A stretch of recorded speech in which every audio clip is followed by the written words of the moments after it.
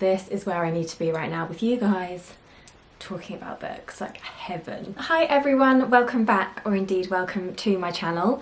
I can't tell you how over the moon I am to be sat here with a cup of coffee. For some reason it feels like old school YouTube to me. I just had a moment where I hit record, maybe it's because I haven't recorded in a while, but I just had a moment where I hit record and I almost felt like I was back in my bedroom in Norfolk filming a YouTube video. This is just like my happy place, and I'm so sorry there hasn't been a video for a while. Juggling life and fixing up a new house and planning a wedding and working and socialising and staying in recovery and all these different things when you're chronically ill is quite the juggling act, and I'm always behind on something, but you know, you play the hand you're dealt, and I'm so happy to be sat here. I'm going to stop waffling and get on with the video because we've got a book one today. I'm going to talk you through 10 books that I've read recently and give you my thoughts on them. It's going to be spoiler free. We've got some hockey romance, we've got some fantasy, we've got some thrillers, like hopefully there's something for everyone. And without further ado, let's jump into it. The first book is called Really Good Actually, and I thought it was actually really good, and it follows the life of a 29-year-old divorcee, and she's very recently divorced after a short marriage to a guy that she's been with for a long time, and she's navigating this new single life without him, and he seems to be doing quite a lot better with the breakup than she is. And this is the title because she wants to be able to tell people that she's actually doing really well and she's actually fine, even though she isn't when they ask her how she's doing. And I just found this so hilarious. There were parts in this where I would be in bed next to my fiance reading at night and I would be cracking up laughing in bed, and he would be like, you're gonna have to read me whatever part of this is making you laugh so much. I thought it was very relatable, very down to earth. I thought it was very millennial. Oh my gosh, I was just looking for this funny bit in it where everyone keeps telling her about Kintsugi, and I've come across the fantasy that she has that involves Harry Styles, which I thought was the best part of the book. I'm going to see him at Wembley on Wednesday, which is largely why I'm in such a good mood. Another library book, I actually re-rented these for a day just so I could hold them up in the video, because it's so much nicer in book videos to physically have them, but I did borrow these. This is Cleopatra and Frankenstein, and I have heard so much about this author, and I have to say her writing is so superb. I thought this was beautifully written, and it's about a young British woman who marries an older American guy. She's living in New York at the time.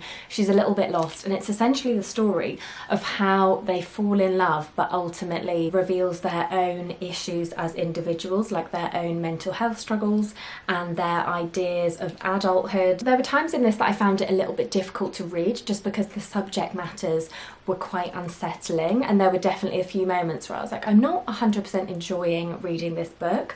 However, it did branch out into the lives of their friends as well, which ultimately brought together this kind of portrait ensemble of modern love and relationships that aren't perfect, like no relationship is, like the messiness of it and the brutality of it sometimes. And also I had that thing when I was reading it where I was like, I think the author might be in recovery. Sometimes I just get the feeling when I'm reading that the author might be sober, and I looked it up and I think the author's like over 10 years sober, which came through in the novel. Another book that touched on recovery and sobriety is one I read on my Kindle, and it's this one called The Second Chance Convenience Store, and I absolutely love this one. It's definitely one of my favourite books that I've read so far in 2026, and it's quite a short one. So if you're in a bit of a reading slump and you want to get back into it again, it might be quite a nice short one to ease yourself back in. But it's set in South Korea, and it follows a older woman who owns a convenience store, and her wallet is stolen and it's returned to her by a homeless man who she ends up hiring. And then it follows essentially his journey of working at the convenience store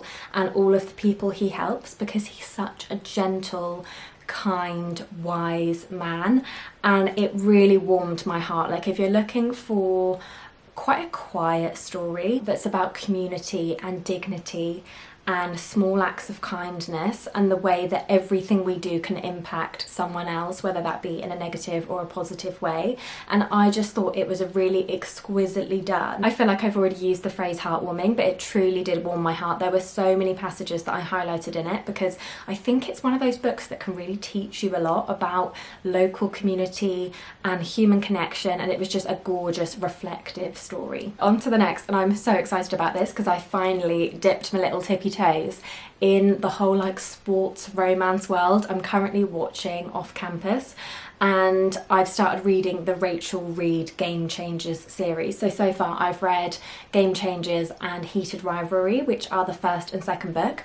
And when I first put it on my Instagram saying like, where do I begin? It's so overwhelming, there's so many books out there, like where do I start? A few people said you don't need to read Game Changers, just jump straight into Heated Rivalry and then watch the TV show, which is some of the most perfect television I've ever had the pleasure of watching. However, I have to disagree with those people. I think the first book, Game Changers, is so central to the story, and if you're thinking of getting into it, please don't skip Game Changers, because I thought it was such a good book. And when I first started reading it, part of me was like, is it going to be quite like a basic story? It kicked off in this juice shop called, oh my gosh, what is the juice shop called? You guys are probably shouting it at your screens right now. What is it called? It's quite like a clever name. I've got it. I'm so sorry for slurping my coffee just then, but it just came to me. It's called Straw and Berry with a little plus sign, which I think is quite a clever name for a smoothie shop. But it started off in this smoothie shop, and the dialogue, I wasn't in love with it, and I kind of was like, okay, is this just going to be one of those books that I read? Because I don't know about you guys, I can't stand did not finishing a book. I rarely ever DNF anything. I will push through and read a crap book just to tick it off my list and find out what happens at the end. And I know there's probably people that would completely disagree with that and be like, life is too short. And whilst I do get that, there's just something in me that's like, I have to push through. And I'm so glad I did, because the story of Game Changers, okay, it's about a national hockey league. I don't know much about the sports side of things, so apologies if I get anything sports related wrong. But he's like a huge hockey star in the States. He's called Scott, and he goes in to get a smoothie one day and is served by this adorable guy called Kip. And they end up having this whirlwind romance, and it is just the most beautiful story about self-discovery, I would say, bravery, vulnerability, and learning to live like your authentic self, loud and proud. And I just completely fell in love with it. And now on to Heated Rivalry, which is the second book in the series, and I read that one like straight after.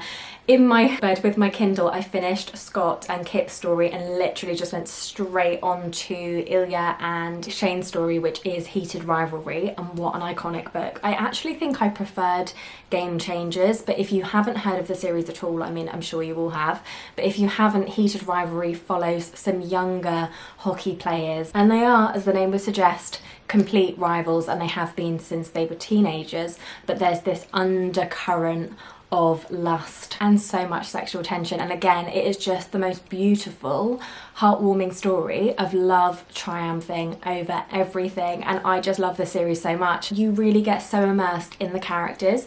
I don't think I've cared about two characters so much as I have in a long time as I did when I was reading Game Changers. Like, I truly felt like I knew them and that they were like my friends, and I just wholeheartedly got so wrapped up. Like, I can see why it's become such a phenomenon, because it really is great. Also, just because I'm not quite ready to stop talking about Heated Rivalry, story of my life, it felt as though, okay, so I read the books thinking this is going to be like smutty sports romance, which is kind of what I'd heard, but I hadn't looked into it that much because I didn't want to see any spoilers.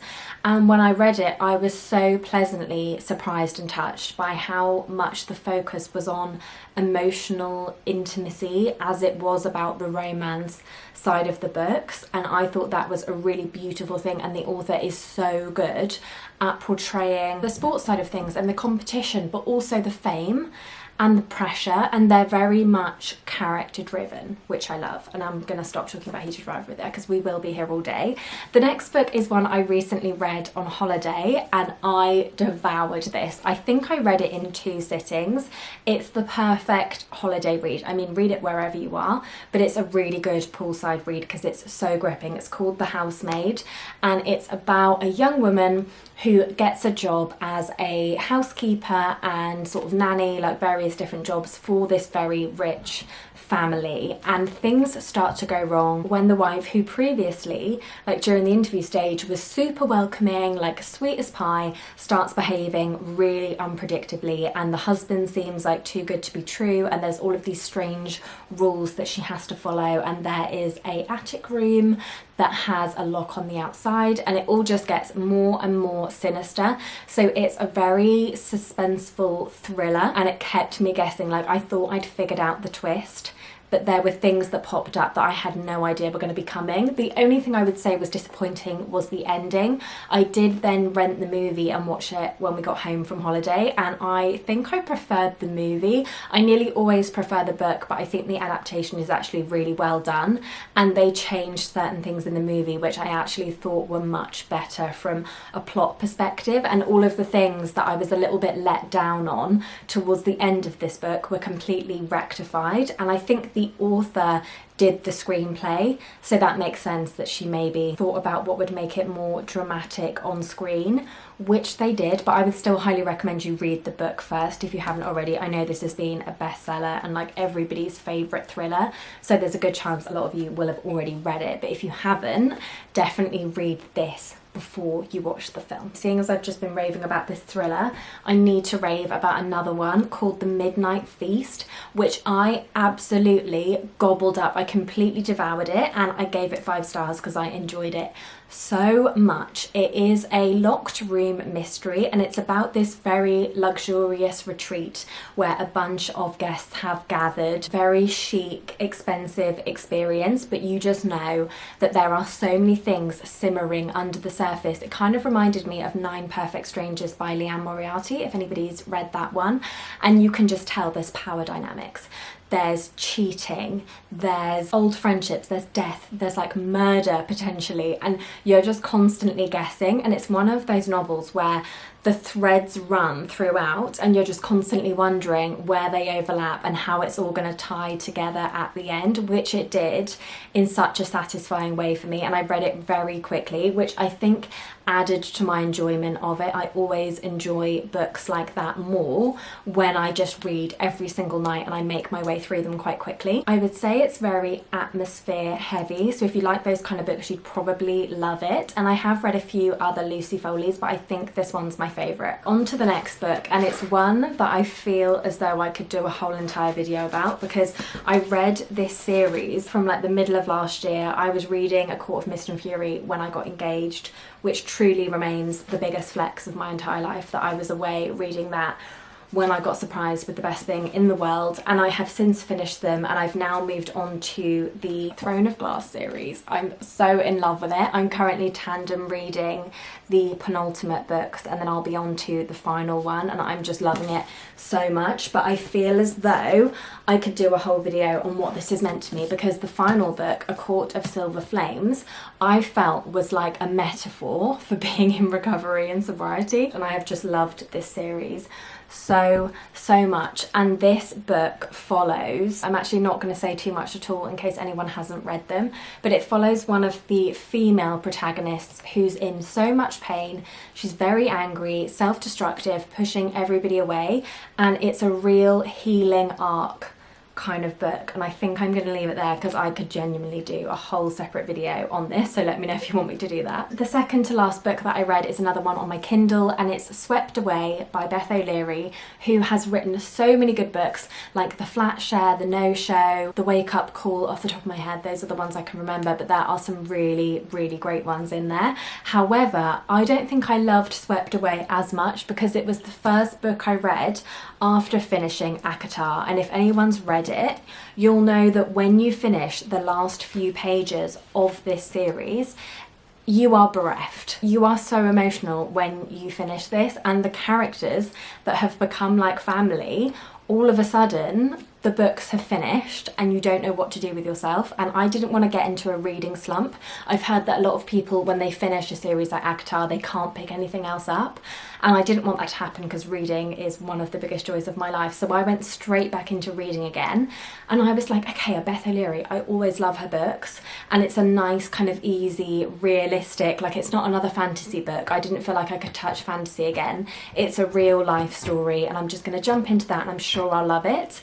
However, I don't think I loved it as much as I would have if I'd read it independently and not straight after this. And this to me was life-affirming, life-changing, and then I went in and read what was for me a little bit of a kind of flimsy romance, and it just didn't stack up. However, gosh, I really don't like saying negative things about books. I think it's making me like tongue-tied and nervous. It still was a really enjoyable book, and there were parts about it I did really like. So it's a forced proximity romance, and it's about this pair who meet in a pub and they end up going home together, and they're just going to have like a one-night stand. He lives on a boat, and when they get on the boat they accidentally untie the wrong rope and they end up being swept away to sea, and then it follows them like obviously trying to escape because they're like, we're going to die if we're left on this boat.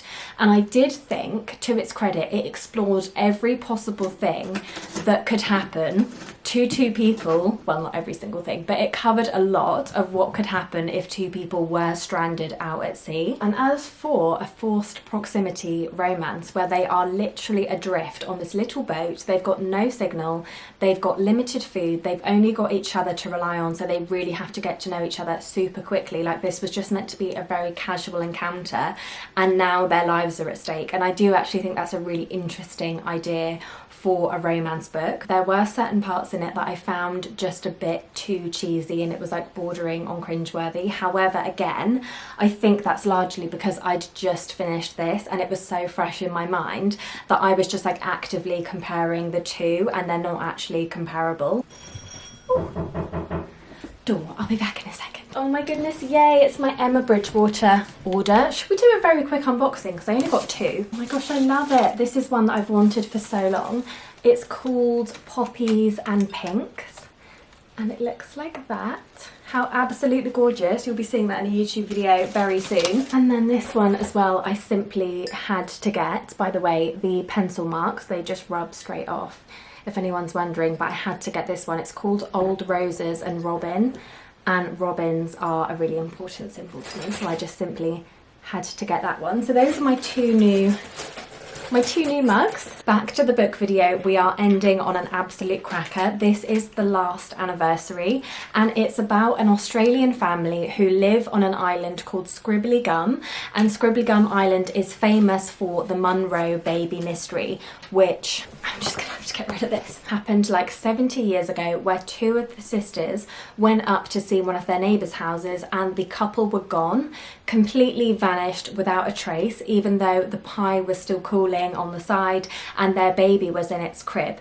So the Munro baby became like world famous, and everyone had no idea what had happened to this couple that had seemingly disappeared into thin air, and it becomes somewhat of a tourist attraction. So people come to Scribbly Gum and they pay to have a guided tour by the family, and it's essentially their income, and it's just so interesting. I loved the characters in this, and there's a character called Sophie who unexpectedly inherits the island, so she goes there and becomes so entangled of the lives of these women and their family secrets. And if you're interested in like long-held mysteries, I guess you'd call this like an unsolved disappearance mystery, if you're interested in those, it was just such a well-written story, and I was beaming by the time I finished this. There's sometimes that feeling with books like this, sort of like I had with The Housemaid, where I was like, oh, I've really loved this story and I've been super gripped by it, but the ending just didn't cut the mustard for me. With this one, I felt completely satisfied and just so happy that I'd read it. So I love Liane Moriarty in general. I've also just seen that they've made The Last Anniversary into, it's either a film or a TV show. I think it's a show, and I will definitely be watching that, and I hope the adaptation lives up. So that brings this video to a close. I really hope you've enjoyed watching. I can't tell you how much I've enjoyed sitting here with my hot drink, having a chit chat with you. It's literally my favourite thing to do. So I hope everyone's really well. I hope you have an amazing time if you're also going to see Harry. I hope you love your Emma Bridgewater mugs if you get anything from the sale. If you're not doing any of those things, I just hope you are content and at peace in whatever it is that you're doing today. Thank you so much for watching. It always means the world to me, and I will see you in my next video.